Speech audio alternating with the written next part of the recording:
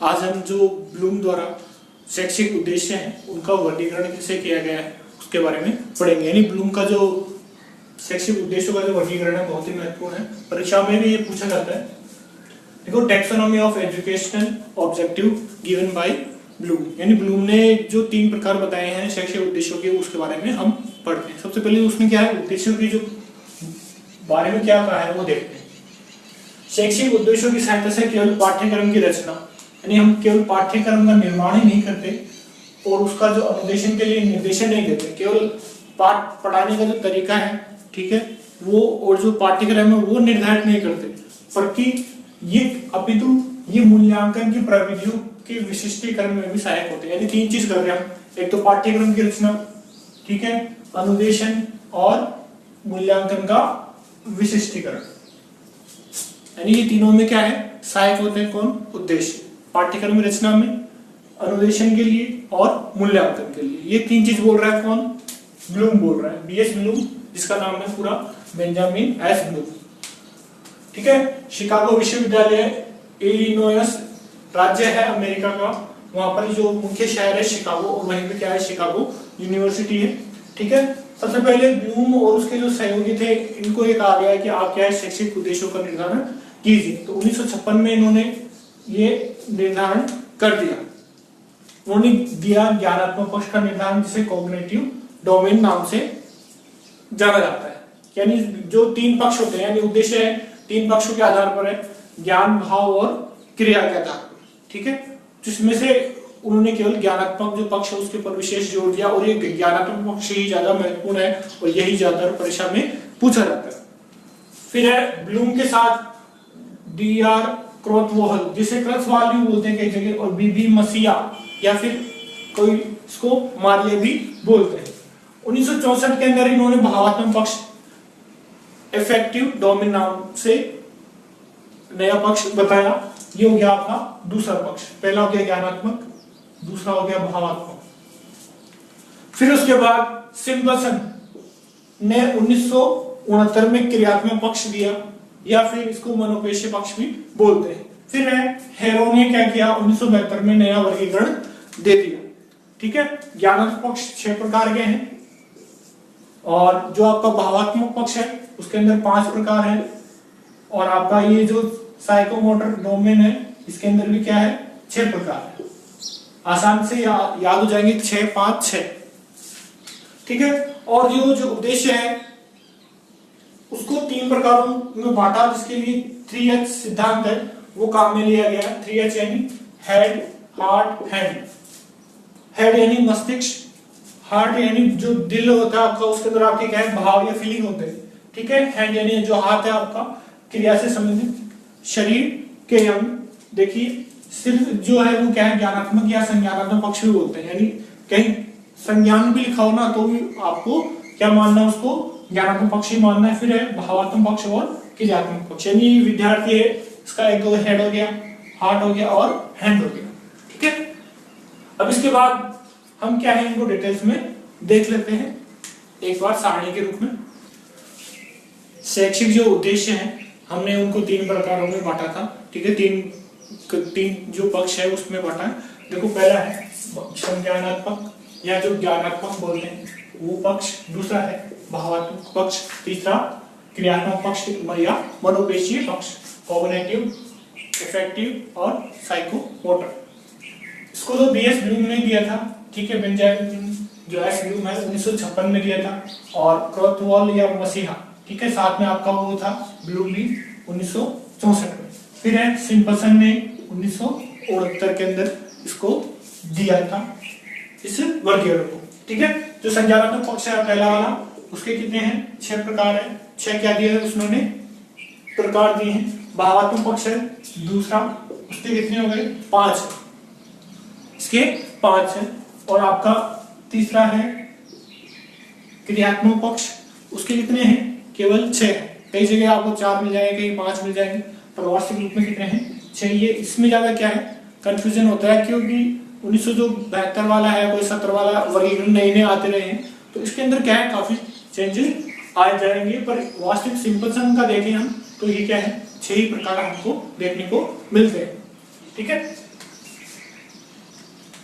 इसमें देखो संज्ञानात्मक पक्ष में पहला है ज्ञान, दूसरा है बोध, ज्ञान यानी कोई वस्तु का सब प्रत्यभिज्ञ ज्ञान, प्रत्यभिज्ञ स्मरण, ठीक है, वो सब आते हैं।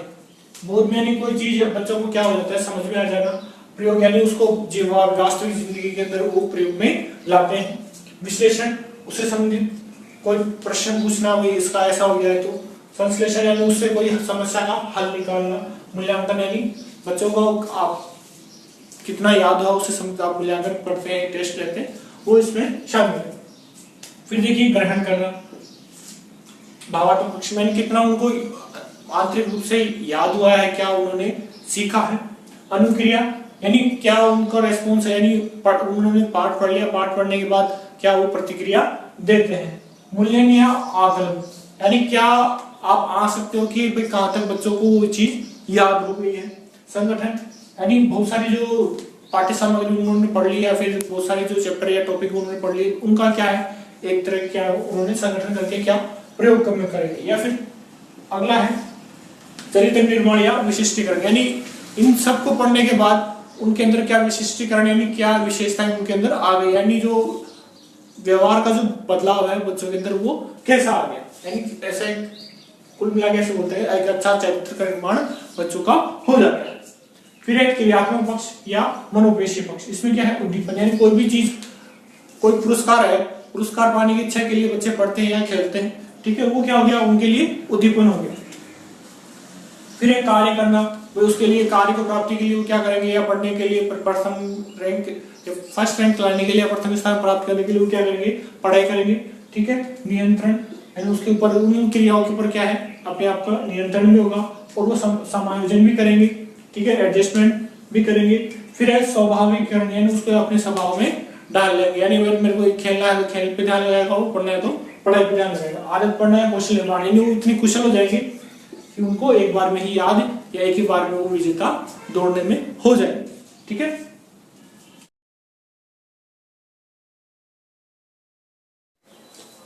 शिक्षा के जो हम पढ़ रहे हैं जो लक्ष्य एवं उद्देश्य, उसमें जो उद्देश्य वाला जो भाग है उसके अंदर डीपली पढ़ेंगे तो हमारे सामने एक नाम आता है, उसका नाम है बेंजामिन ब्लूम, ठीक है। 1956 में इनके सहयोगी और ये, ठीक है, अपने मित्रों के साथ उन्होंने शिक्षा के जो उद्देश्य हैं उनका निर्धारण किया, उनका वर्गीकरण किया। तो उसको टैक्सोनॉमी यानी वर्गीकरण ऑफ एजुकेशन ऑब्जेक्टिव, यानी शिक्षा के जो उद्देश्य है, शिक्षण जो उद्देश्य है उनका निर्धारण किसने किया या वर्गीकरण किया है, वो ब्लूम को जाता है वर्गीकरण करने का श्रेय।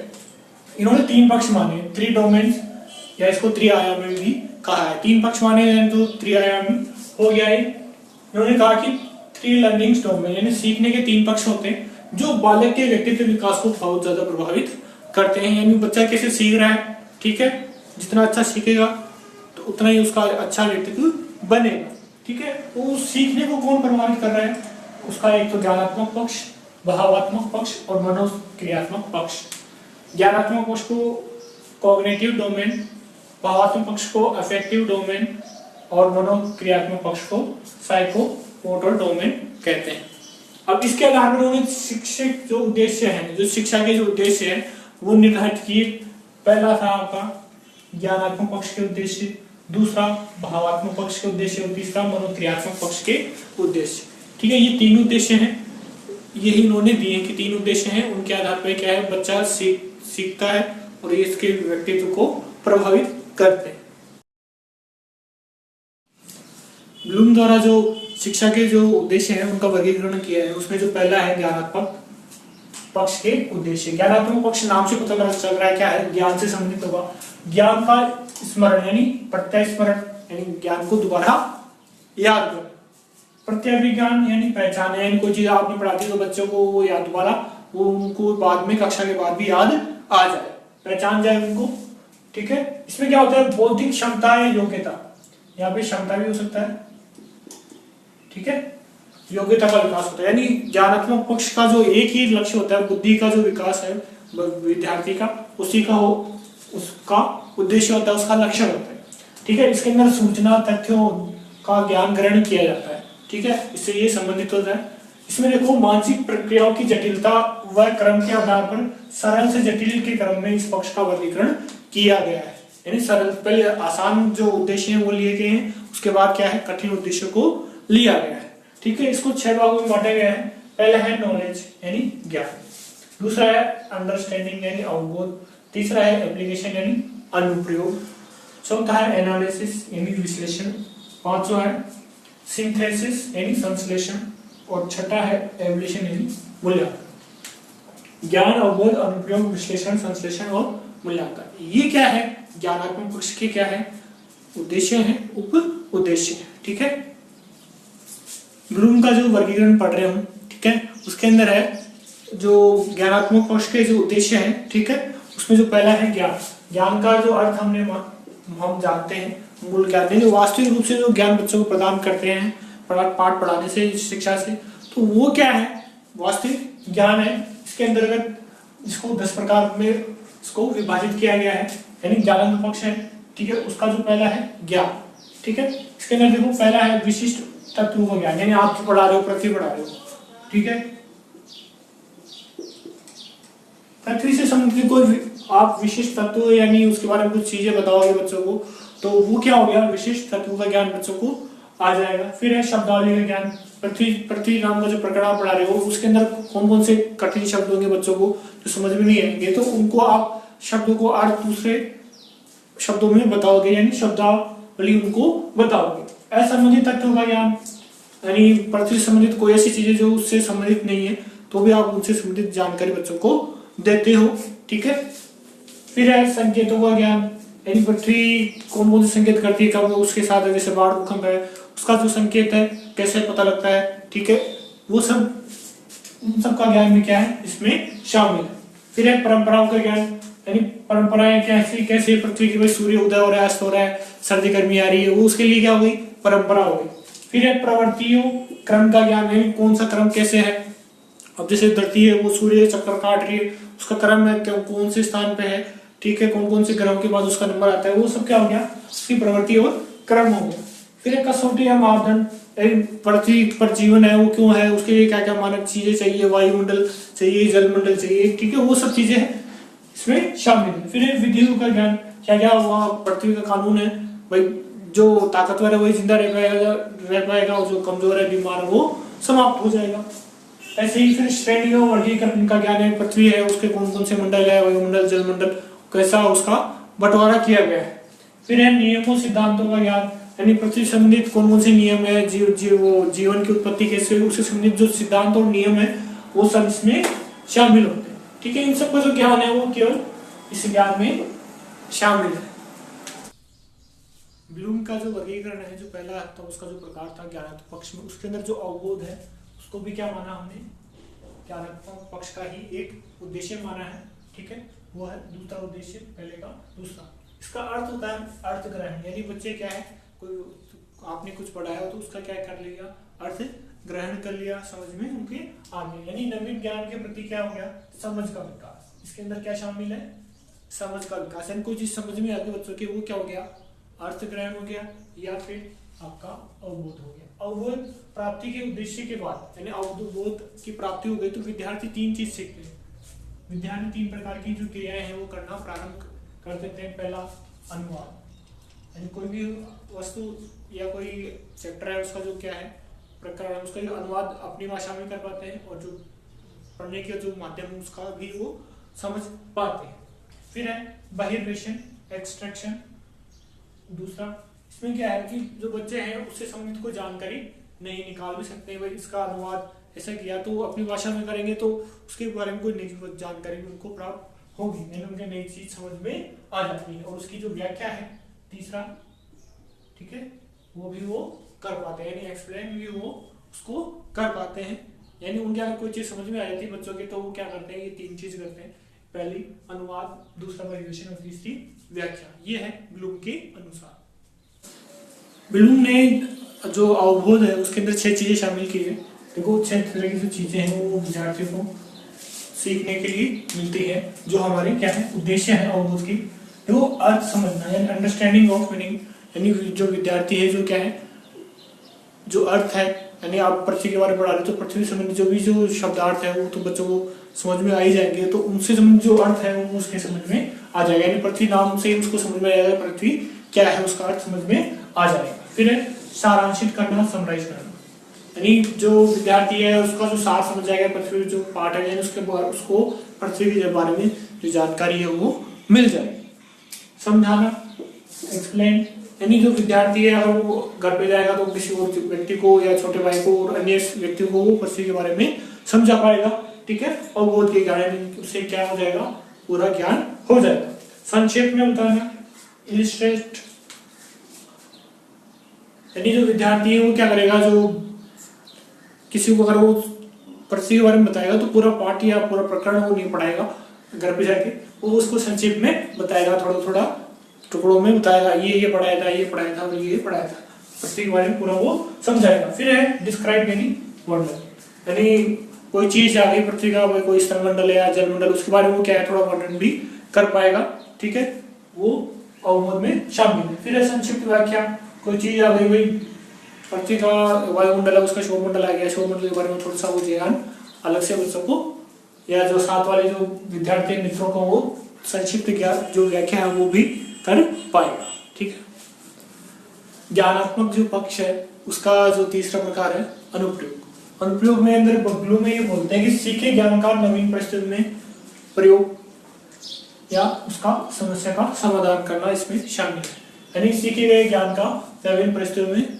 समस्या समाधान, यानी अब बच्चा कुछ पढ़ के गया विद्यालय से, वो घर पे जाके कोई उसके सामने कोई समस्या आती है और जो स्कूल में पढ़ाया गया उसी से उस समस्या का अगर हल हो जाता है तो वो चीज क्या कहलाएगी, अनुप्रयोग। यानी आपने उसको बताया दहेज प्रथा के बारे में या फिर बाल विवाह के बारे में, घर पे वैसी परिस्थिति चल रही हो तो वो क्या जाके बच्चा है घर पे जाके सबको बताएगा कि ऐसे हमारे विद्यालय में पढ़ाया गया है, तो वो क्या है उस समस्या का समाधान कर पाता है। या फिर कोई ऐसी समस्या है, जैसे गणित पढ़ रहा है बच्चा, ठीक है, बाजार गया सब्जी लेने, तो वो सब्जी वाले से कितने पैसे उसने काटे और कितने पैसे उसको वापस मिले, या कुल मिला के जो लेन देन है पैसों का वो ठीक प्रकार से कर पाएगा जब वो गणित का ज्ञान उसको होगा, ठीक है। यानी सीखे गए ज्ञान का नवीन परिस्थितियों में समस्या समाधान ही क्या है, अनुप्रयोग है।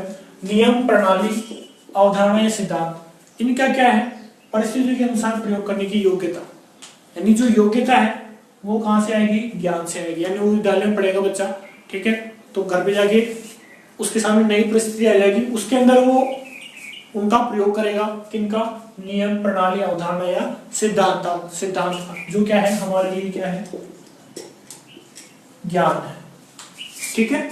इसके अंदर जो 8 है माने गए अनुप्रयोग, अमूर्त ज्ञान का मूर्त रूप में लाना, यानी बच्चे ने किताब में पढ़ा है, कल्पना की कि भाई दहेज प्रथा ये है और उसका ये दुष्परिणाम है, तो वो वास्तविक रूप में उसको मस्तिष्क में लाता है कि मूर्त रूप में लाता है कि अब कहीं पर अगर दहेज से संबंधित कोई समस्या आएगी विवाह के अंदर तो वो बच्चा उसको संभाल पाएगा, ठीक है। Intangible knowledge to tangible form, फिर है व्यवहारिक ज्ञान, प्रैक्टिकल नॉलेज, यानी अगर व्यवहारिक वास्तविक रूप में अगर वो समस्या का समाधान कर पाता है तो उससे क्या होगा, व्यवहारिक ज्ञान होगा, यानी कौन कौन सी कठिनाई उसके सामने आई उनको उसने कैसे दूर किया वो सब उसके अंदर शामिल है।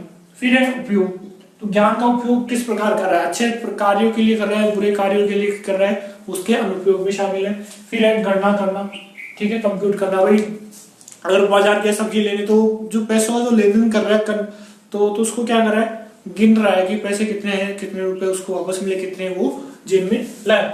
समाधान, जो समस्या है उसका समाधान इस प्रकार किया कि सब दोनों पक्ष क्या हो जाए, सहमत हो जाए, कोई झगड़ा नहीं रहे, ठीक है। फिर है दिखाना, डेमोंस्ट्रेट, यानी कुल मिला के कि वो दूसरों को ये दिखाएगा, बताएगा कि मेरे अंदर क्या है, नियम पता है मेरे को, प्रणाली के बारे में पता है, अवधारणाओं सिद्धांतों का क्या है मुझे ज्ञान है और उनका मैं नवीन परिस्थितियों में प्रयोग करने की मेरे अंदर क्या है, क्षमता है, ठीक है। लागू करना, अप्लाई, यानी वो जो ज्ञान उसने कक्षा में पढ़ के गया है या फिर जो भविष्य में वो काम में लेगा वो क्या है, उसको लागू करने का जो तरीका है विद्यार्थी का वो क्या होगा, हर बार हर नई परिस्थिति के अनुसार वो बदल कर अपने ज्ञान का प्रयोग कर पाता है, वो क्या है, अनुप्रयोग है। निर्माण, कोई नई वस्तु का कॉन्स्ट्रक्ट, यानी कोई नई वस्तु का अगर वो निर्माण करता है, उसके सामने अगर कोई समस्या आई कि भाई ऐसा करने से ऐसा हो जाएगा, या फिर कोई भी जिसे नए आविष्कार से संबंधित कोई जानकारी अगर उसको नहीं पता है, ठीक है, वो प्रयास करेगा। अगर आपके उसके समझ में या नहीं आया, चलो ये मानते हैं कि पृथ्वी गोल है, तो चंद्र ग्रहण और जो सूर्य ग्रहण है उससे संबंधित कोई समस्या सामने आती है, तो घर पे क्या करेगा, दो बोल लेगा और उसके अनुसार उसको सबको बताएगा कि बोल है, ये सूर्य है और एक ये चांद है और ये क्या है, पृथ्वी है। तीनों को वो आपस में स्थिति बदलकर वो चंद्र ग्रहण सूर्य ग्रहण के बारे में बताएगा। तो वो क्या हो गया, एक तरह का निर्माण हो गया घर पे। क्या बना दिया उसने, एक सौर मंडल बना दिया। ठीक है, ब्लूम का जो वर्गीकरण है, ठीक है, उद्देश्यों का, उसमें जो हम पढ़ रहे हैं ज्ञानात्मक पक्ष के जो उद्देश्य है उसमें जो चौथा है वो है विश्लेषण, एनालिसिस। ब्लूम ये कहता है कि जो पाठ्य वस्तु या जो विषय वस्तु है उसका जो विद्यार्थी है वो विश्लेषण करेंगे। ठीक है, वो इसमें शामिल है, इसमें विश्लेषण में ही। देखो, निर्मित करने वाले तत्व कौन कौन से हैं, उनमें विभाजन करना, उनका बंटवारा करना कौन करेगा, विद्यार्थी। किसका, पाठ्य वस्तु का जो निर्मित कर रहे हैं, पाठ्य वस्तु जो चीजें बना रही है, जो तत्व है, ठीक है, वो पाठ्य वस्तु को बना रहे हैं, उनको क्या करना है, विद्यार्थी उनको अलग अलग करता है, विभाजित कर पाता है, वो क्या हो गया, विश्लेषण हो गया। ठीक है, जो पाठ्य वस्तु के जो तत्व है उनमें क्या क्या आपस में संबंध है, वो भी क्या है, एक तरह का विश्लेषण है जो इसके अंदर शामिल है। फिर है पाठ्य वस्तु का जो संगठनात्मक स्वरूप है वो क्या है, विद्यार्थी समझता है इससे, उसके विश्लेषण में। पाठ्य वस्तु का संगठन, पाठ्य वस्तु के तत्वों का आपस में जो संबंध है, और पाठ्य वस्तु का विभाजन, एक तो टुकड़ा करना, एक बार जोड़ना और एक बार उनका संगठन करना, ये तीनों क्या है, पाठ्य वस्तु या विषय वस्तु का विश्लेषण में शामिल है। ठीक है, इसके अंदर देखो विश्लेषण ही शामिल है, खुद भी क्या है, विश्लेषण में ही शामिल है। घटकों को विभाजित करना, यानी जितने भी इसके जो पाठ्य वस्तु के जो घटक है, जो भी भाग है, तत्व है, वो क्या हो गए, उनका विभाजन करना, स्प्लिट द कंपोनेंट्स। फिर है उनको श्रेणीबद्ध करना, इनको जो भी पाठ्य वस्तु के जो तत्व है उनको कैटेगराइज करना। फिर है तुलना करना, कंपेयर करना, यानी आपस में उनकी तुलना करना, भाई ये अच्छा है ये तत्व और ये अच्छा नहीं है ये तत्व। ठीक है, अलग करना, सेपरेट करना, यानी अलग अलग बंटवारा कर देना, भाई ये वाला तत्व इधर पढ़ाया जाएगा, ये तो वाला तत्व इधर पढ़ाने से समझ में आ जाता है। ठीक है, और विश्लेषण खुद शामिल है, यानी जो पाठ्य वस्तु है उसका विश्लेषण करना ही क्या है, उसका उद्देश्य है हमारा ज्ञानात्मक पक्ष का। ठीक है, ब्लूम के जो ज्ञानात्मक जो पक्ष है उसका जो पांचवा है उद्देश्य वो है संश्लेषण, यानी सिंथेसिस। यानी इसमें क्या है, विषय सामग्री के विभिन्न अंगों को नई समग्रता के साथ समायोजित किया जाता है, यानी जो विषय सामग्री है उसको नया रूप प्रदान किया जाता है, उसको नया रूप प्रदान करके उसे एक जगह इकट्ठा किया जाता है। फिर विभिन्न स्रोतों के विश्लेषण तत्वों को एकत्र कर अपनी सृजनात्मक क्षमता का उपयोग कर नवीन विषय वस्तु का जो निर्माण है वो बच्चे खुद ही कर लेते हैं। इसके प्राप्ति के पश्चात है, विद्यार्थियों के सामने आपने पाठ्य वस्तु दी, ठीक है, वो बच्चे ने उसको पढ़ ली, उसके बाद में उसमें जो अच्छी बातें होंगी उसको अलग छांट लेंगे, फिर यानी एक तरह से अपने जो नोट्स बनाना है वो क्या हो गया, एक तरह से संश्लेषण करना हो गया। यानी विद्यार्थी ने किताब पढ़ी, किताब पढ़ने के बाद वो क्या कर रहा है, अपने खुद के नोट्स बना रहा है, तो वो क्या हो गया, संश्लेषण हो गया। यानी इसके अंदर क्या है, कोई नवीन समस्या आ गई, उसके समाधान है तो क्या है, परिकल्पना का निर्माण करना ही क्या हो गया, संश्लेषण करना। यानी अपनी सृजनात्मक क्षमता का उपयोग कर नवीन वस्तु का निर्माण करना। यानी उनके सामने क्या विषय सामग्री थी, उसका उन्होंने क्या किया, नई समग्रता प्रदान करने के लिए उसका समायोजन किया। ठीक है, अनेक स्रोतों से उसका विश्लेषण किया तत्वों का, फिर उनको इकट्ठा करके अपनी जो क्रिएटिविटी है उसका उपयोग करके उसका नई वस्तु का निर्माण कर दिया। यानी कोई नवीन समस्या आ गई, उसका समाधान के लिए कोई परिकल्पना या अपने मन में कोई चीज बात सोचना क्या हो गया, संश्लेषण हो गया। ठीक है, संश्लेषण में क्या क्या शामिल है, घटकों को जोड़ना, एडिटिंग कंपोनेंट्स, यानी अलग अलग जो घटक है उनको अलग अलग पढ़े थे, ठीक है, विषय वस्तु के, उनको क्या किया, एक जगह इकट्ठा कर दिया। फिर है सृजन करना, कोई नई चीज बनाना। ठीक है, नई वस्तु का निर्माण क्या है, क्रिएट, वो क्या हो गया, संश्लेषण हो गया। डिजाइन करना, यानी उसका बाहर का बाहरी जो आवरण है उसको बदल देना, यानी भाई कोई चीज है बाहर से अच्छी नहीं लग रही तो उसको रंग पेंट इत्यादि करके वो क्या है अच्छा बना दिया, या फिर वो कबाड़ वस्तु है उसको उपयोगी वस्तु बना देना, या जो रद्दी कागज है उससे कोई नई वस्तु बनाना सीखना। ठीक है, परिकल्पना कोई समस्या है, ठीक है, समस्या के समाधान के लिए क्या कल्पना करते हैं हम, क्या मन में सोचते हैं, वो इसमें शामिल है। हाइपोथेसिस, फिर आविष्कार, इवेंट, यानी कोई चीज आपके सामने जैसे बोलते हैं कि आवश्यकता आविष्कार की जननी होती है, तो उसी प्रकार जो विद्यार्थी होते हैं उनके सामने कोई समस्या आती है तो उसके हल के लिए कोई आविष्कार तो वो कर ही देते हैं। फिर है विकसित करना, डेवलप, यानी कोई भी अगर समस्या आती है तो उसके समाधान के लिए कोई उसका जो हल है उसका विकास भी इसमें करना शामिल है संश्लेषण के अंदर। ठीक है, इस उद्देश्य की प्राप्ति होती ये सब बच्चे कर पाते हैं। ब्लूम के जो ज्ञानात्मक पक्ष के जो उद्देश्य है उसके अंदर छठा और लास्ट है मूल्यांकन संबंधी जो उद्देश्य है एवल्यूशन।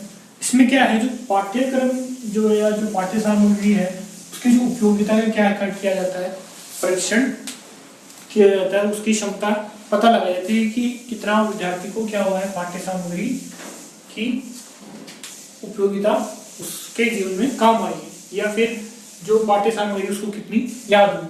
परीक्षण में क्या होता है, निश्चित मापदंड में बनते हैं, यानी वैधता होनी चाहिए, उसमें विश्वसनीयता होती है, वस्तुनिष्ठता और व्यापकता। ऐसे ये जो तत्व है एक परीक्षण के लिए मूल्यांकन के लिए आवश्यक होते हैं। ये क्या है, ज्ञानात्मक पक्ष का सर्वोच्च स्तर है, यानी 5 जो स्तर होते हैं वो कक्षा के अंदर बच्चों को पढ़ा दिया आपने, ठीक है, उसके बाद मूल्यांकन करोगे तो ये आपको क्या मिलेगी, उसकी उपयोगिता मिलती है आपने जो पढ़ा है उसका। इसलिए ये क्या है सबसे उच्च स्तर है, यानी कोई अगर उद्देश्य आपको प्राप्त नहीं हो पाता तो मूल्यांकन से प्राप्त उसको आपको पता लग जाता है, फिर बाद में आप उसको दोबारा प्राप्त कर सकते हैं। फिर इसके अंदर विचारों, नियमों, विधियों, सिद्धांतों की क्या की जाती है, आलोचनात्मक व्याख्या की जाती है, यानी उनकी आलोचना भी कर सकते हैं और उनकी प्रशंसा भी हम कर सकते हैं, यानी उनकी विशेषताएं और जो गुण अवगुण है उनको विचार में लिया जाता है। ये क्या है, मात्रात्मक गुणात्मक निर्णय लेने की क्षमता का विकास करता है, यानी विद्यार्थियों का क्या करेंगे, मूल्यांकन करेंगे तो उससे भी क्या पता लगेगा कि क्या मात्रात्मक और जो गुणात्मक निर्णय है विद्यार्थी ले पाएंगे, उसका हमें पता लगता है, उसका जो विकास है क्षमता का बच्चों में होता है। जिसे विवेचनात्मक टिप्पणी उदाहरण से दीजिए, यानी कोई भी निबंध है कि भाई इसके संबंधित आप क्या करो, इसकी विवेचना कीजिए या फिर इस पर टिप्पणी लिखिए उदाहरण से। वो वाले जो प्रश्न होते हैं वो क्या है, एक तरह से आप बच्चों को क्या कर रहे हो, सभी तरह का क्या कर रहे हो, मूल्यांकन कर रहे हो। इसके अंदर देखो क्या क्या शामिल है, इसमें निर्णय करने की क्षमता और आवश्यकता, decision making ability and needs, यानी उसकी जो क्षमता है निर्णय लेने की क्षमता कि विद्यार्थी अपना डिसीजन ले पाए वो, और उसका जो विकास है उसकी आवश्यकता विद्यार्थी को पता लगती है। आंकना, यानी कोई भी वस्तु है उसके बारे में क्या क्या उसके गुण है अवगुण है उसके बारे में वो आंक सकता है, उसको पहले ही जान पाता है। औचित्य सिद्ध करना, यानी जो जस्टिफाई करना, यानी वो जो पढ़ रहा है वो जिंदगी में क्या काम में आएगी उसके बारे में वो समझ पाता है। असाइनमेंट, यानी उससे संबंधित कोई कार्य होता है, ठीक है, आपने गृह कार्य दिया या फिर कोई प्रोजेक्ट दिया तो वो सब क्या है असाइनमेंट के रूप में उसको मूल्यांकन के रूप में काम आता है, यानी विद्यार्थी कहाँ तक अपने उद्देश्यों की प्राप्ति कर पाया है, ठीक है, उसका इससे असाइनमेंट से पता लगता है। निदान, डायग्नोस, यानी कोई समस्या आ जाती है विद्यार्थी के सामने तो जो अध्यापक है उस समस्या का निदान कर देता है, ठीक है, या फिर वो समाज में अगर वो विद्यालय के बाहर अगर कोई समस्या आती है तो उसे पूर्ण ज्ञान से अपनी उस समस्या का निदान वो कर पाता है, ठीक है, वो भी क्या हो गया एक तरह का उसका परीक्षण हो गया, मूल्यांकन हो गया।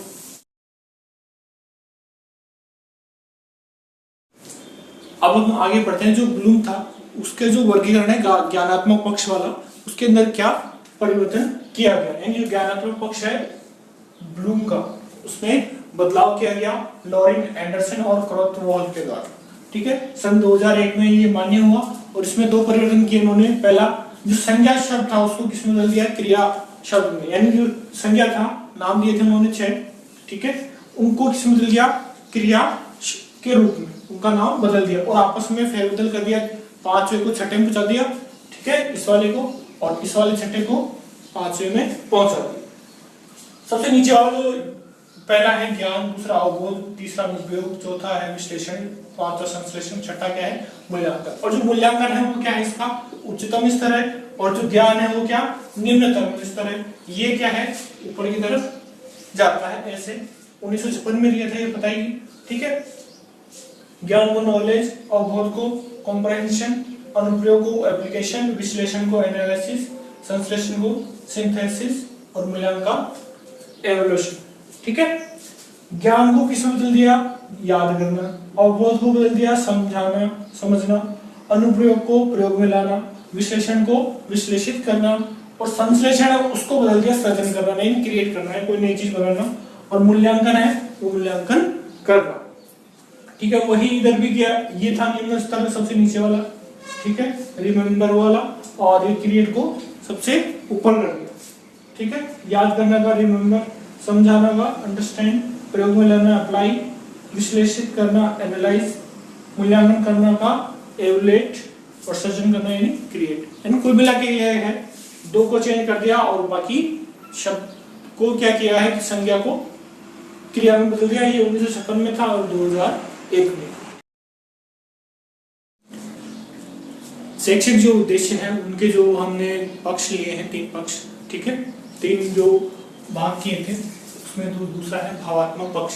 भावात्मक पक्ष को इफेक्टिव डोमेन के नाम से भी बोला जाता है। इसके अंदर जो हार्ट है, 3H का जो सिद्धांत हमने पहले पढ़ लिया था, आपका सिर, दिल और हार्ट तीनों उसमें शामिल है। इसमें शैक्षिक उद्देश्य में जिसमें दूसरा है हार्ट से संबंधित वाला है आपका भावात्मक पक्ष वाला। ठीक है, इसमें भाव और फीलिंग यानी मनुष्य के हृदय और मूल्य होते हैं, संवेदना होती है, वो उसमें शामिल होती है। ठीक है, बेंजामिन एस ब्लूम, D.R. क्रोथवाल और B.B. मसीहा ने इसको दिया था कि भाई इसके अंदर क्या है, भाव होते हैं। ये एक भावात्मक पक्ष है उद्देश्य को निर्धारण करने का। इसके अंदर देखो अभिवृत्ति, रुचि, मूल्य, सामंजस्य का विकास, इस पर जोर दिया जाता है इस उद्देश्य के अंदर। ये क्या है, व्यक्तिक भी होता है और सामाजिक समायोजन, दोनों क्या, पहला हो गया व्यक्तिक और दूसरा क्या हो गया सामाजिक समायोजन यानी एडजस्टमेंट, यानी एक तो खुद का और एक समाज से, दोनों क्या है समायोजन इसमें शामिल है। फिर है इसमें किस चीज की अधिकता होती है, भावात्मकता की अधिकता, यानी जो भाव है फीलिंग है उसकी क्या है इसमें अधिकता होती है। इसको 5 वर्गों में बांटा है, 5 प्रकार है इसके। देखो, ग्रहण करना, अधिग्रहण या आग्रहण, रिसीविंग। ठीक है, फिर है अनुक्रिया रेस्पॉन्डिंग, फिर है मूल्यांकन या आकलन वैल्यूइंग, फिर है चौथा संगठन यानी ऑर्गेनाइजेशन, चरित्र निर्माण या विशिष्टीकरण कैरेक्टराइजेशन। अब क्या है, इन 5 को हम डिटेल्स में पढ़ लेते हैं जो आपकी समझ में आ जाएगा। जो शिक्षा के जो उद्देश्य हैं उसके अंदर हम ब्लूम के जो वर्गीकरण पढ़ रहे हैं टैक्सोनॉमी। ठीक है, उसके अंदर जो दूसरा पक्ष है भावात्मक पक्ष, उसका जो पहला है ग्रहण करना। ठीक है, जो उद्देश्य है का वर्ग इसमें है, प्रथम स्तर है ये कहलाता है इसका भावात्मक पक्ष का, और ये क्या है निम्न स्तर है। पहला पक्ष है ग्रहण करना, फिर अनुक्रिया, मूल्यांकन, संगठन, चरित्र निर्माण, ये पहले बता दिया है। पर ये क्या सबसे नीचे वाला है कौन, ग्रहण करने वाला, ये क्या है निम्न स्तर, और सबसे उच्च स्तर का क्या हो जाएगा चरित्र निर्माण करना हो जाता है। ठीक है, इसमें क्या है विषय वस्तु की क्या है प्रति संवेदनशील होना चाहिए बच्चा, यानी वो संवेदनशील नहीं है तो वो याद क्या कर पाएगा, उसको ग्रहण क्या कर पाएगा, यानी उसकी इच्छा भी होनी चाहिए और उसका ध्यान भी क्या होना चाहिए उस और विषय वस्तु की ओर होना चाहिए। इसमें क्या है घटनाओं का विकास किया जाता है, यानी उसका अभिज्ञान अवेयरनेस होना चाहिए, तो ही क्या बच्चा उसको ग्रहण कर पाएगा। घटनाओं को ग्रहण करने की तत्परता होनी चाहिए, यानी अवेयरनेस सॉरी विलिंगनेस उसमें होनी चाहिए कि बच्चा तत्पर होगा तो ही वो काम कर पाएगा। जैसे घोड़े को आप पानी नदी के पास ले जाओगे तो इच्छा होगी तो पिएगा, नहीं तो वो नहीं पिएगा, जबरदस्ती आप उसको पानी नहीं पिला सकते। उसमें क्या होनी चाहिए तत्परता होनी चाहिए। ये क्या है नियंत्रित और चयनात्मक ध्यान होना चाहिए, बिल्कुल कंट्रोलिंग होना चाहिए। भाई पढ़ रहे आ रहा है बच्चा पर ध्यान का है, घर पे खेलने में लग रहा है, खाने में लग रहा है, तो उसका ध्यान है वो सही होना चाहिए। कंट्रोल या सिलेक्टेड अटेंशन, यानी ये भी क्या है नियंत्रित होना चाहिए ध्यान, यानी 3 चीजों की आवश्यकता है, अभिज्ञान की, तत्परता की और ध्यान की। ये क्या होना चाहिए ग्रहण को प्राप्त करने के लिए आवश्यक है। ठीक है, भावात्मक पक्ष है उसका जो दूसरा स्तर है वो है अनुक्रिया रेस्पॉन्डिंग। इसमें क्या है कि छात्र क्या है सक्रिय रूप से भाग लेता है इसमें किसी भी कार्य के अंदर। ठीक है, किसी भी कार्य में क्या करेगा वो सक्रिय रूप से भाग लेता है। छात्र घटनाएं उद्दीपन के संबंध में क्रियाशील रहता है। इससे क्या होता है, वो अपने उसके अनुसार अपने जो व्यवहार है उसके अंदर बदलाव लाता है। यानी कोई इससे बच्चे को आपने चंद्रमा के बारे में जानकारी के लिए बोलिए, तुम चंद्रमा के बारे में जानकारी लो, यानी वो चंद्रमा वो क्या बोलेगा कि चंद्रमा मैं बचपन से सुनता है, ठीक है, तो उसके बारे में कविता लाएगा, वो कुछ भी जानकारियां वो लाएगा कि क्या सूरज के सॉरी जो चांद है वो सूर्य की रोशनी से चमकता है और ये पृथ्वी चक्कर लगाता है। अनुक्रिया की इच्छा उसके अंदर क्या है, चंद्रमा के बारे में बहुत सारी इच्छा भी है, तो वो जो कार्य करेगा उसके लिए इच्छा भी है उसके अंदर, उससे क्या कार्य करने के बाद उसको क्या है, संतोष की प्राप्ति होगी, यानी मैंने चंद्रमा की पूरी जानकारी ले ली और इससे क्या है उसको ज्ञान उपलब्धि यानी ज्ञान की उपलब्धि भी हो जाती है। यानी अनुक्रिया से की इच्छा होनी चाहिए, उससे क्या होता है, संतोष की प्राप्ति होगी और वो क्या है, ज्ञान उपलब्धि में बदल जाता है। यानी अनुक्रिया तैयार करना, ठीक है, इसमें 3 तरह की योग्यताएं हैं, 3 योग्यताएं हैं। विद्यार्थी में 3 तरह की योग्यताएं का विकास हुआ। एक तो अनुक्रिया तैयार करना, अनुक्रिया करने की तत्परता, यानी उसमें बहुत ज्यादा वो जाएगी इच्छा कि मैं ये कार्य करूँ, ठीक है। फिर है अनुक्रिया की संतुष्टि, यानी कार्य करने के बाद उसको क्या है, संतुष्टि भी मिल जाएगी और वही क्या संतुष्टि किसी में जाएगी, उसकी ज्ञानो उपलब्धि, ठीक है। भावात्मक पक्ष का जो तीसरा है वो है स्तर आकलन या मूल्य की वैल्यू। इसमें क्या है, छात्र द्वारा आत्मसात मानव मूल्य का आकलन शिक्षक का उद्देश्य होता है, यानी मानव जो मूल्य है उनका आकलन करना ही क्या है, शिक्षक का उद्देश्य होता है। इसके अंदर विश्वास अभिवृद्धि पर ये आधारित होता है मूल्यांकन आपका, ठीक है। मूल्यों की स्वीकृति व आस्था से इसका संबंध होता है, मूल्य है आप स्वीकृत कर रहे हो या अस्वीकृत कर रहे हो या उसकी जो प्रति आस्था है, ठीक है, उससे ये संबंधित होता है।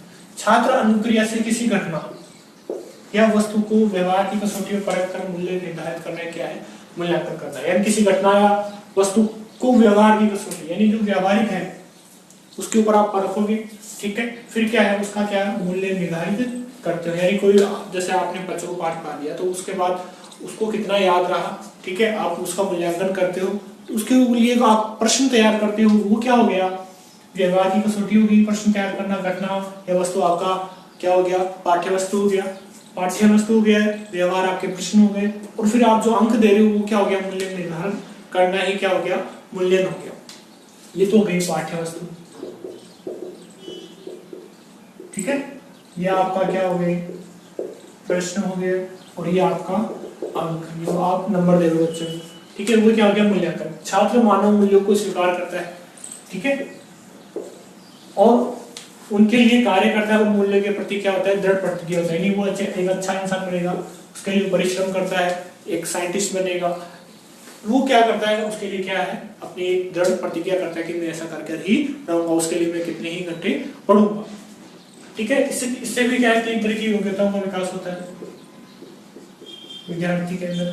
मूल्यों को ग्रहण करनी है, स्वीकार करते हैं, वो अपने आप ऐसे नहीं है स्वीकारनी ये चीज में नहीं मानूंगा, वो क्या मानता है कि क्या है, गुरुजी हमें सही पढ़ा रहे, ठीक है, वो क्या उसको स्वीकार करता है, ग्रहण करता है मूल्यों को, मूल्यों की ये वरीयता देता है, ठीक है, यानी ये अच्छा है, यानी ये सब्जेक्ट मेरे लिए अच्छा है, गणित वाला है, विज्ञान वाला है, यानी जो भी सब्जेक्ट उसको आसान लगता है, या जो हिंदी की कविताएं हैं वो उसको अच्छी लगती है, तो वो क्या हो गया, अभिरुचि या लगाव रखता है, ठीक है, मूल्यों के प्रति। फिर मूल्यों के लिए वचनबद्धता, यानी वो उनके लिए क्या है, प्रतिबद्ध, यानी मैं एक अच्छा नागरिक बनूंगा, एक अच्छा साइंटिस्ट बनूंगा, या फिर अच्छा समाज सेवक बनूंगा, वो क्या है, उसके लिए वचनबद्ध होता है, उसके लिए प्रतिबद्ध होता है। भावात्मक उद्देश्य वाले जो पक्ष है, भावात्मक पक्ष, उसके अंदर चौथा है आपका संगठन या व्यवस्थापन, ठीक है, ऑर्गेनाइजेशन। इसमें देखो ये है कि अनुक्रिया है, हमारे कार्य करने हम अपने मन से वही कार्य करते हैं, ठीक है, उस कार्य का जो व्यवहार है, कार्य करने के बाद हमारा जो व्यवहार है, ठीक है, उसका हम क्या करते हैं, मूल्यांकन करते हैं, या उसको मापते हैं, या फिर कसौटी में लाते हैं, ठीक है, वो क्या हो गया, उसका मूल्य का निर्धारण, ठीक है। ये जो मूल्य है, बहुत सारे जो मूल्य है उनके अंदर क्या है, संबंध स्थापित करना है, क्या हो गया, उनको संगठित करना या संगठन कहलाएगा। मूल्यों का क्या हो गया, आपसी संबंध क्या है, संगठन। मूल्यों की प्रणाली या मूल्य की प्रणाली का विकास किया जाता है, ये बहुत सारे मूल्य उनका एक जगह विकास किया जाता है। मूल्यों के प्रति अंतर जो यानी उनमें जो अंतर है उसको समाप्त कर देते हैं, ठीक है, और उनके अंदर आपसी संबंध और सामंजस्य स्थापित कर देते हैं। दो तरह के मूल्य हैं, दोनों में क्या कर दिया, ठीक है, आपसी इधर वाले मूल्य को और इधर वाले मूल्य को दोनों को हमने बराबरी पर ला दिया और एक दूसरे से जोड़ दिया, ठीक है। छात्र में एक प्रणाली में समान मूल्यों का, ठीक है, संगठन करने की क्षमता उत्पन्न होती है। यानी वो छात्र है क्या करेंगे, जो समान मूल्य है उनको संगठित कर पाएंगे, यानी उनको क्या कर रहे हैं, वो अंतर संबंधित या उनमें सामंजस्य स्थापित करके उनको इकट्ठा रख देते हैं, ठीक है।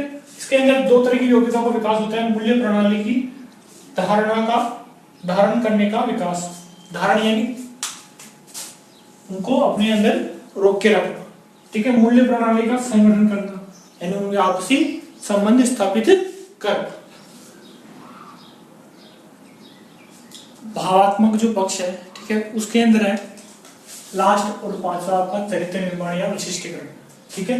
ये भावात्मक कैरेक्टराइजेशन, देखो ये क्या है, भावात्मक पक्ष का क्या है, सर्वोच्च उद्देश्य है, और ये, ठीक है, सर्वोच्च उद्देश्य का अंतिम है, यानी जो आपका पिरामिड है उसके अंदर सबसे ऊपर आता है, नीचे वाला यही निम्नतम है, उच्चतम है, पर ये वैसे क्या है, गिनती के हिसाब से पांचवा है तो वो अंतिम आएगा, और सर्वोच्च जहां लिखा जाएगा तो आपको सर्वोच्च के रूप में इसी को बताना होगा, चरित्र निर्माण या विशिष्टीकरण।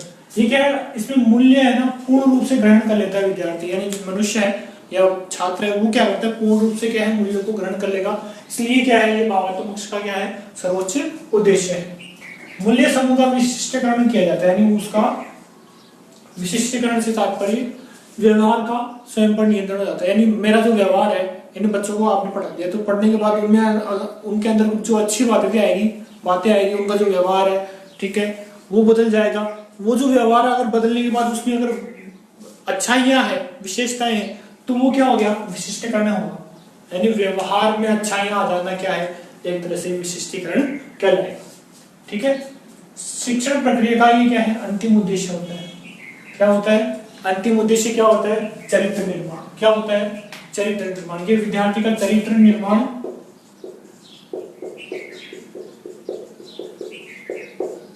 क्या अंतिम उद्देश्य, जिसे हम लक्ष्य बोलते हैं। इसका संबंध क्या होता है, व्यक्तिगत यानी खुद का, समाज का, सामाजिक और संवेगात्मक संयोजन यानी एडजस्टमेंट। अपने जो संवेग है, क्रोध, गुस्सा, रोना, हंसना, उस पर क्या है, संवेग होते हैं वो, और उन पर क्या है, नियंत्रण हो जाता है। व्यक्ति के रूप में आवश्यक है, समाज के लिए और अपनी जो मानसिक जो क्षमता है, ठीक है, संवेग है, उनके लिए भी क्या है, इसका होना आवश्यक है, चरित्र निर्माण का, ठीक है।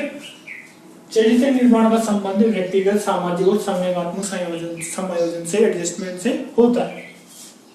मानव मूल्यों का अंतःकरण से स्वीकार क्या होता है,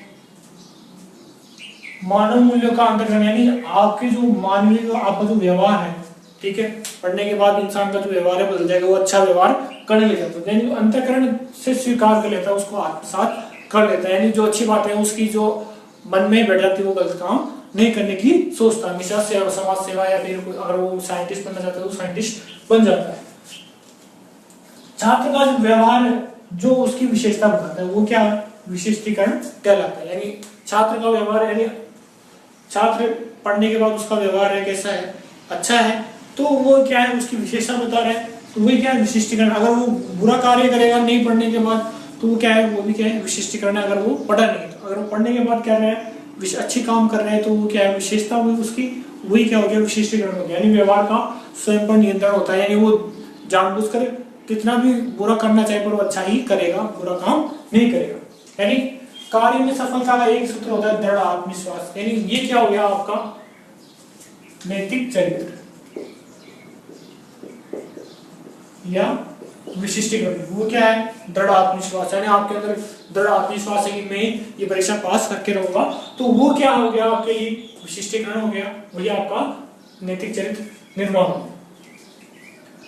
अब देखिए इसके में इससे दो योग्यताएं आती है, ठीक है। पहली है सामान्यीकृत समुच्चय, यानी जो मूल्य है उनका एक जगह इकट्ठा हो जाना, इसमें भी शामिल है। मूल्य का आत्मसात या स्वांगीकरण, यानी मूल्य है वो अपने अंदर जो अच्छे जो बातें हैं वो छात्र खुद के अंदर ही समाहित कर लेते हैं। कुल मिला के ये है चरित्र निर्माण या विशिष्टीकरण क्या है, लक्ष्य का, हमारी जो शिक्षा प्रक्रिया है उसका अंतिम उद्देश्य है, और भावात्मक पक्ष का ये क्या है, सर्वोच्च उद्देश्य है। इसमें क्या है, विशिष्टीकरण यानी व्यवहार का स्वयं पर नियंत्रण किया जाता है, और ये क्या है, अंतःकरण से स्वीकार किया जाता है छात्र द्वारा, और ये जो छात्र का जो व्यवहार है उसी की विशेषता बताता है कौन, विशिष्टीकरण। ठीक है, शिक्षा का जो हम वर्गीकरण पढ़ रहे हैं उद्देश्यों का, उसमें देखिए तीसरा और अंतिम है आपका क्रियात्मक पक्ष या मनोपेशी पक्ष। ठीक है, साइकोमोटर या कॉग्निटिव डोमेन। इसमें क्या है कि हस्त कौशल यानी जो हाथ है, ठीक है, वो क्या कार्य करेंगे, उनको कैसा प्रशिक्षण मिलेगा, ठीक है, उससे संबंधित है। हाथ से आप क्या क्या कार्य करते हो, क्या क्या आप काम करते हो, उससे संबंधित है। ठीक है, इसके अंदर जो हैंड एंड स्किल आता है, क्रियात्मक या मनोगत्यात्मक कौशल आता है, यानी जो मस्तिष्क है उससे आपका जो क्या है, मन से क्या है, आपका हाथ जुड़ा हुआ है, आप जो चाहे चीज उठा लेते हो, जो चाहे चीज आप लिख लेते हो, जो चीज आप हाथ से उठा के खाना चाहो आप खा पाते हो, हाथ से बहुत सारे आप स्किल या कौशल कर पाते हो। शारीरिक क्रियाओं के प्रशिक्षण और कौशल के विकास से संबंधित होता है, यानी शुरू बच्चा है लिखना शुरू करता है तो कैसे लिखता है, अध्यापक उसको ऐसे लिख के बताता है, ये ऐसे लिखना आपको, ठीक है, तो उसको लाइन को पूरा जोड़ के ऐसे लिखता है, वो क्या बन गया, कैप। वो क्या है, अपने आप के अपना जो हाथ है उसको प्रशिक्षण देता है, उसको कुशल बनाता है। ठीक है, उसके विकास से संबंधित है ये।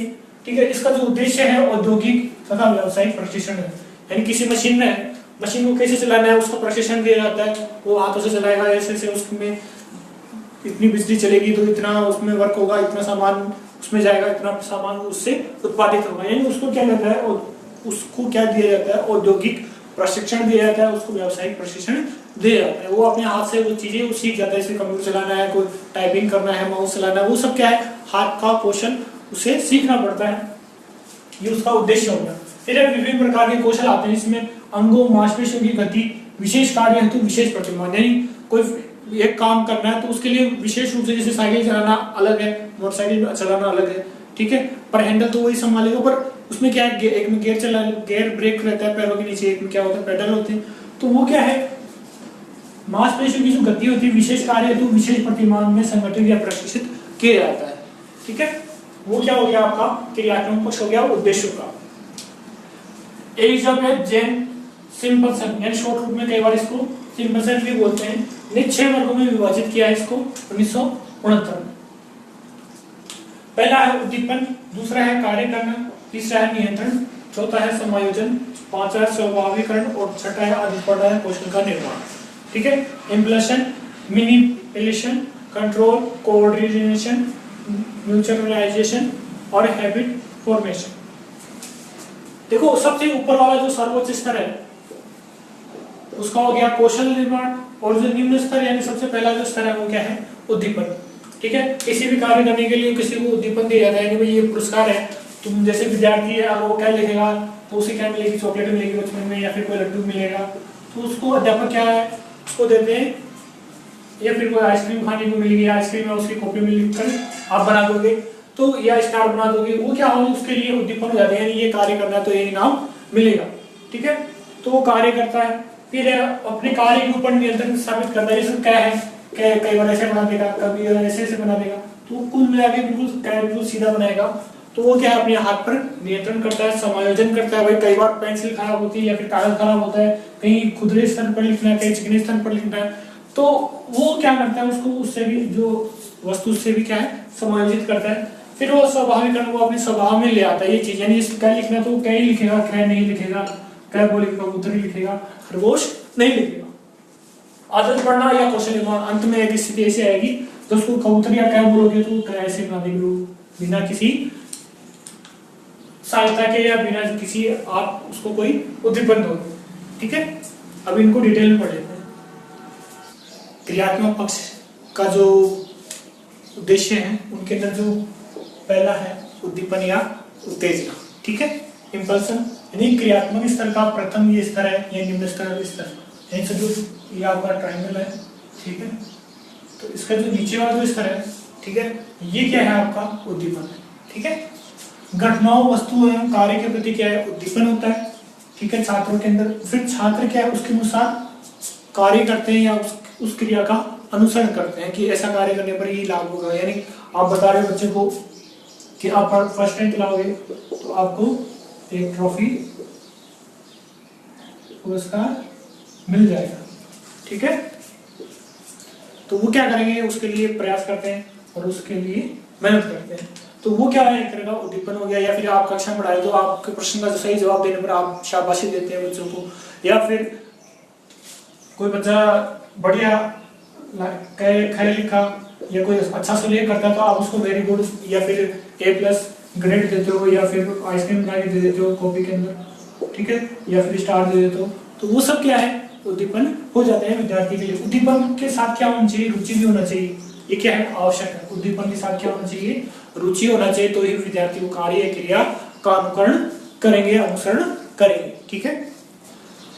क्रियात्मक जो पक्ष है उसके अंदर जो दूसरा है वो है कार्य करना या प्रचलन, मैनिपुलेशन। इसमें क्या है कि विद्यार्थी वो क्या करता है, उद्दीपन के बाद गत्यात्मक क्रिया करता है। यानी उसको जो भी कार्य करेगा वो क्या है, गत्यात्मक क्रिया, जिसमें वो उसके हाथ क्रिया करेंगे। यानी वो हाथ से लिख रहा है, वो खा रहा है, ठीक है, वो मशीन चला रहा है, वो साइकिल चला रहा है, उससे संबंधित जो क्रिया है वो क्या आ जाएगी, प्रचलन में या कार्य करने में शामिल होगी। मांसपेशियों की जो गति है उनमें विभेदन है, जैसे हाथ को मोड़ना, उंगलियों से हिलाना, ये क्या हो गया, मांसपेशियों की जो है वो है गतियों में विभेदन है। यानी वो साइकिल चला रहा है तो हाथ भी चला रहा है, पैर भी चला रहा है, उसके जो आंखें हैं वो चारों तरफ देख रही है। उपयुक्त क्रियाओं का चुनाव, यानी वो अपनी जो क्रियाएं हैं जैसे कार्य करना है वो खुद ही चयन करता, कोई और नहीं कहता कि भाई तू पेन उठा के ऐसे लिख, कॉपी के ऊपर लिख, या फिर कै लिख खै लिख। यानी वो जो जितनी भी क्रियाएं हैं वो खुद चुनाव करता है, अपनी मर्जी से करता है, ठीक है। जैसे कै लिखा, चलो कै लिखने के लिए क्या चाहिए, एक तो वो कॉपी लाएगा, पेन लाएगा, ठीक है, फिर उसको अपनी उंगलियों से पकड़ेगा, ऐसे नहीं वो आया हाथ कौड़ी से पकड़ेगा, ऐसे नहीं। यानी उपयुक्त क्रियाओं का, यानी अच्छी जो वास्तव जो लीगल क्रियाएं हैं, ठीक है, जो एक्शन है वो करेगा, यानी उसे पता है सब कुछ, वो अपने आप चुनाव वो करता है, ठीक है। क्रियात्मक पक्ष का जो तीसरा वर्ग है वो है नियंत्रण या कंट्रोल। इसमें क्या है, विद्यार्थी है शारीरिक योग्यताओं का विकास कर पाता है, यानी उसकी शारीरिक जो योग्यता है उन पर विकास पर बल दिया जाता है। शिक्षक क्या है, इसमें निर्देशन करता है, उसके देखरेख में ये सारे कार्य होते हैं। यानी अगर वो कोई बच्चा को लिखना सीख रहा है और वो कहे को ऐसे नहीं आ रहा है, ऐसे कर रहा है, उसको ये जो लिखने का जो तरीका है वो कौन सुधारेगा, शिक्षक बताता है उसको कि भाई इसको ऐसे लिख, ठीक है। या फिर कोई मशीनरी चला रहा है कोई व्यक्ति, तो उस मशीन चलाने का तरीका उससे सीनियर व्यक्ति उसको समझाता है। इससे क्या होता है, शुद्धता के साथ नियंत्रण आ जाता है, यानी शुद्धता आ जाएगी एक ये वाली, प्लस वो अपने हाथ को नियंत्रण करना सीख जाता है। यानी अध्यापक उसको समझाता है कि निर्देश देता है कि इसको ऐसे लिखा करो, या फिर उसको छाया रूप उसका बना के देगा, वही इसको ऐसे आप पूरा करो। फिर है गत्यात्मक कौशल की क्रियाओं पर नियंत्रण होता है, यानी गत्यात्मक यानी जिन क्रियाओं में गति होती है उससे संबंधित जो कौशल है, ठीक है, उसका नियंत्रण क्या है, हमारा क्रियात्मक पक्ष का। क्रियात्मक पक्ष के जो उद्देश्य हैं उसके अंदर जो होता है समायोजन या सामंजस्य, कोऑर्डिनेशन। इसमें क्या है, विद्यार्थी क्या है या छात्र जो नियंत्रण स्थापित कर लेता है अपने कौशल के अंदर, नियंत्रण के बाद वो विभिन्न गति क्रियाओं के मध्य सामंजस्य या उनका क्रम या एकरूपता, सीक्वेंस या हार्मोनी स्थापित कर लेते हैं। यानी क्या के बाद उसे क्या लिखना है, क्या लिखना है, ठीक है, या फिर खाना खाने के बाद हाथ धोना है। यानी कुल मिला के यह है कि वह विभिन्न गति क्रिया होती है उनके मध्य सामंजस्य स्थापित कर लेता है, उनमें एक क्रम लाता है, एक रूपता लाता है। यानी वो एक उनमें सामंजस्य स्थापित कर लिया, कह तो ऐसे लिखूंगा भाई, ठीक है, एक ही तरफ लिखना है कह के तरफ, और इसमें दोनों तरफ आएगा, ठीक है, हाथ डंडे की इधर भी आ रहा है और इधर भी आना है, इसमें क्या है एक तरफ आना है, वो क्या हो गया, सामंजस्य स्थापित कर लिया। क्रम कह के बाद ख आएगा, फिर क्या आएगा, ग आएगा, ये उसका क्रम हो गया। फिर उसमें एक रूपता होनी चाहिए, भाई ये वो सब शिरोरेखा और ये जो डंडा है एक समान तीनों में चलेगा, तो उस हिसाब से एक रूपता वो लाता है। क्रियात्मक जो उद्देश्य है वाला जो पक्ष है हमारा, उसके अंदर देखिए स्वाभाविकरण, नेचुरलाइजेशन। इसके अंदर क्या होता है कि जो ये ऐसे बोलते हैं कि कम समय कम शक्ति वैसे, यानी जब हमारा कार्य के ऊपर नियंत्रण हो जाता है तो हम क्या करते हैं, कम समय में और कम शक्ति खर्च करने पर कठिन कार्य भी पूर्ण कर लेते हैं। जैसे विद्यार्थी है पहली बार अगर अपने घर से विद्यालय जाता है तो ऐसे ऐसे घूम के फिर वो जाता है अपने विद्यालय, ठीक है, अपने घर से, ठीक है। पहली बार तो उसे साइकिल घुमा घुमा के चलानी पड़ेगी।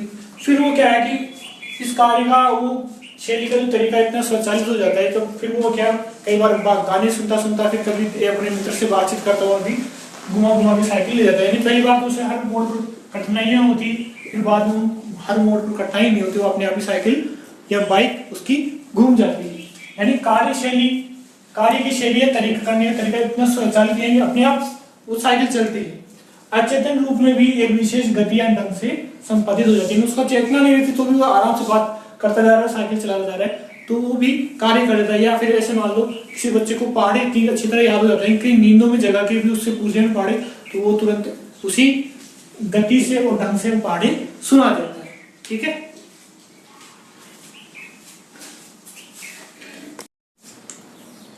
क्रियात्मक पक्ष का जो अंतिम वर्ग है वो है आदत पड़ना या तथा कौशल निर्माण, यानी हैबिट फॉर्मेशन। ये बोलता है कि क्रियात्मक पक्ष का ये क्या है, शीर्ष स्तर है, पर ये क्या है, अंतिम है। पहला तो ये था, फिर ये छठा हो गया, तो ये क्या हो गया, आदत पड़ना या फिर जो कौशल का जो निर्माण करना है वो क्या है, इसका शीर्ष स्तर है इस पिरामिड में, ठीक है। धीरे धीरे कठिन से कठिन कार्य करने पड़े, यानी विद्यार्थी ये स्वाभाविक रूप से कार्य करने लग जाता है कि हर किसी कार्य को, ठीक है।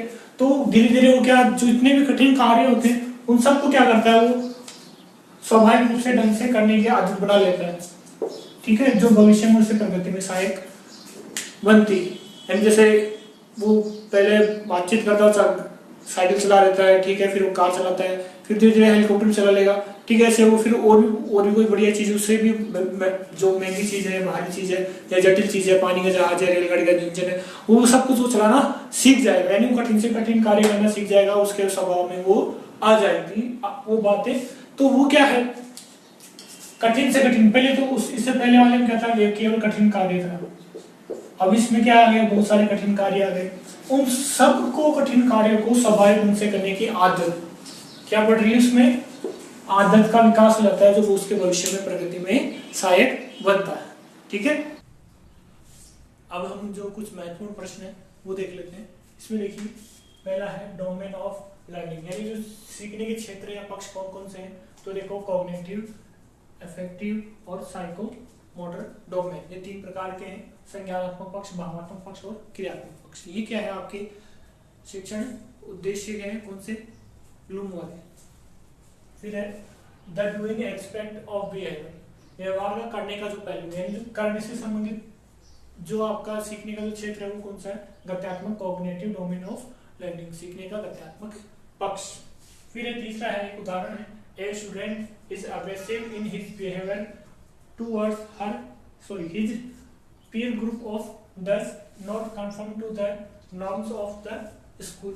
The student needs help in effective domain. एक छात्र अपने सहपाठी समूह के प्रति क्या है, आक्रामक व्यवहार रखता है और स्कूल के मापदंडों के अनुरूप नहीं, इस छात्र को मदद चाहिए भावनात्मक पक्ष की, ठीक है, जो आपका दूसरा वाला है। फिर है चौथा और last, cognitive work are used to against analyse information, सूचना विश्लेषण के लिए संज्ञात्मक क्रिया या संज्ञात्मक पक्ष कौन सा है, उसके लिए है वर्गीकृत करना, डिफरेंशिएट। यानी अब मैंने आपको बताया था कि जो नाम है, नामों को किसमें बदल दिया गया है, क्रिया में बदल दिया गया है 2001 के अंदर, ठीक है, वो आप देख लें।